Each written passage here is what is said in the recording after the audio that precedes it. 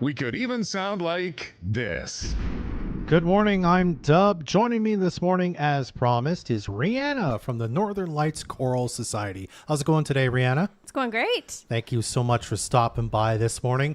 You're here because choir starts in three weeks from now. How exciting is that, Yeah, getting back into the planning Right. and getting prepared for all the little people gonna come through the doors all excited to sing. Yeah. I know my daughter has on more than one occasion been like, I miss going to choir, which is great because she didn't necessarily feel that way at the start of her choir career. That's right. And I bumped into a few kids over the summer and they're like, when does choir start again? So I think it'll be a good startup, lots of energy, and the kids are really excited to come. Adults too. Absolutely. I think you were putting on your social media really ages 5 and, well, till as old as you are, right?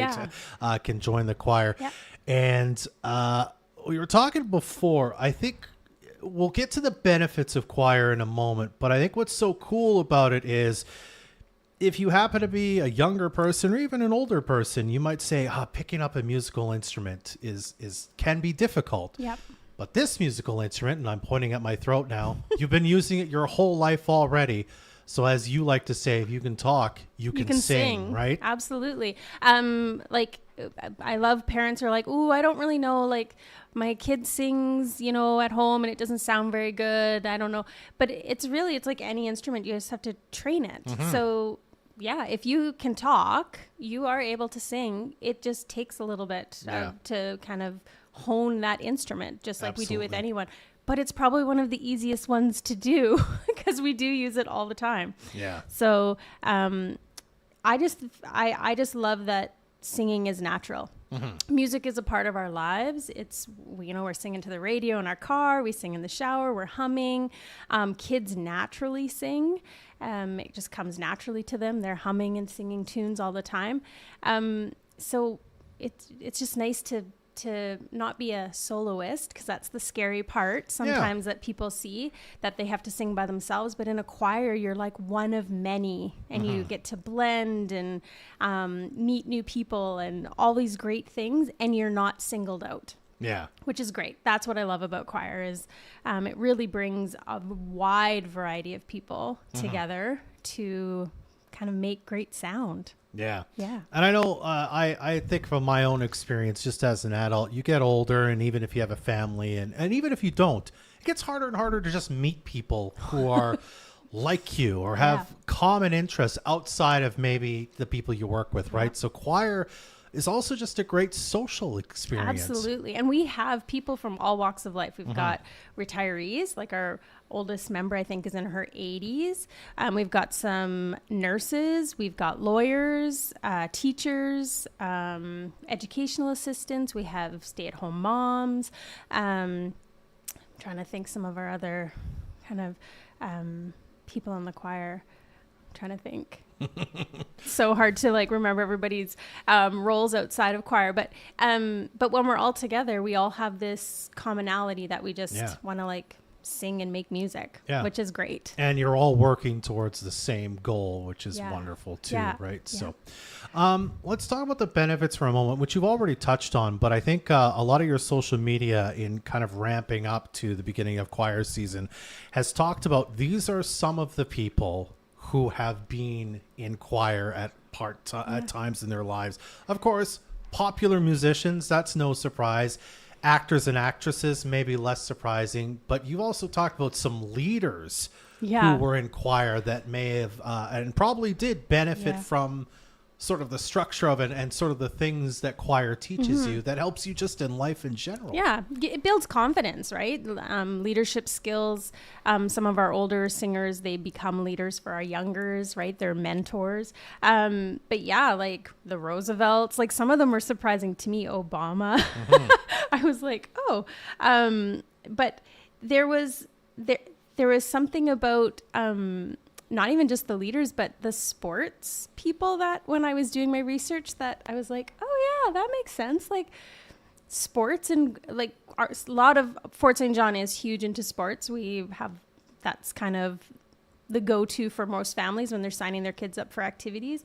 But I was like shocked that like Terry Bradshaw and Joe Montana, Sugar Ray Leonard, like they were part of choirs. And then thinking about how that shapes your leadership, your confidence, independence, like your willingness to try new things, like working as a team, like all of those things, I could connect it back to choir, which was just such a neat thing. Right. Yeah. And I mean, Terry's had 2 careers when you think about his success with the Steelers as a quarterback. And then he's been like a commentator and a host for sports television for the last 40 something years since then. So, I mean, look at how that influenced him.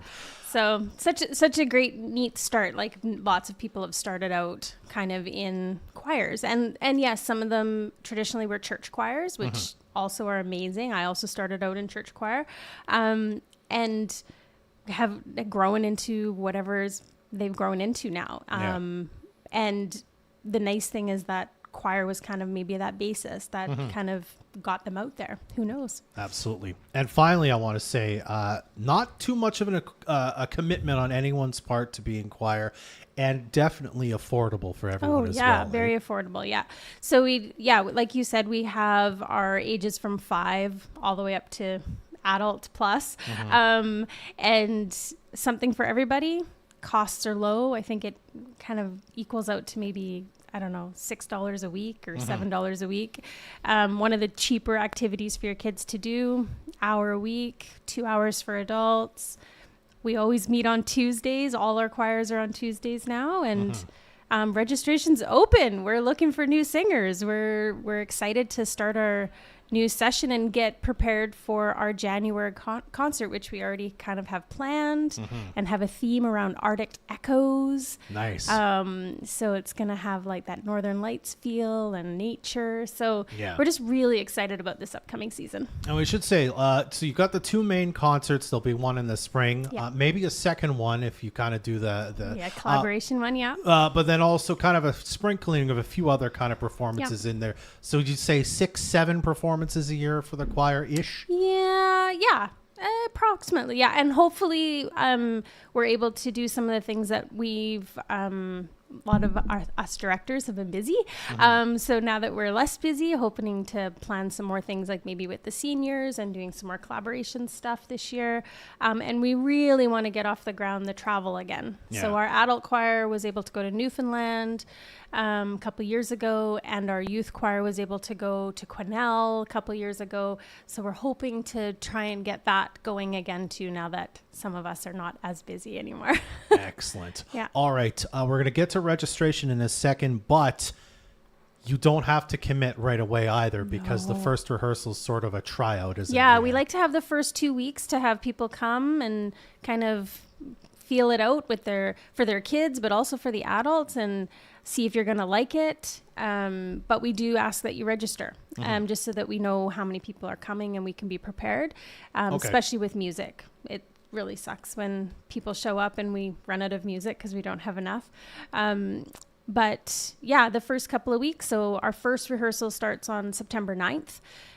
So you can come and kind of try it out. Your kid can kind of come and try it out. We just ask that you register. Okay. And then registration, how do we do so? So registration's online. It's open right now on our website. So www.thenlcs.ca. And all of our information's on there for all the groups. We've updated our site with some videos from our most recent concerts and things like that. So if you want to know what we sound like or what we sing, it's there as well. Okay. And yeah, please, I don't know, come out and sing. Come and join us. Come try us out. Why not? And we should say too, as well, you've got a Facebook page people can follow for more info too. Yeah, we got Facebook and we have Instagram.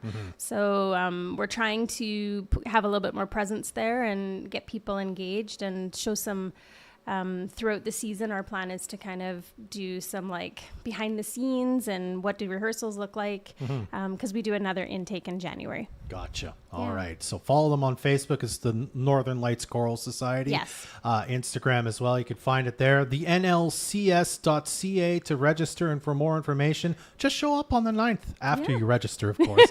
and try it out. Anything else you want to say before I let you go, Rihanna? No, I'm just really excited about this coming season, and we're looking forward to all the fresh faces that we'll see, but also our returning faces as well. Absolutely. Thanks for being here, Rihanna. Thanks.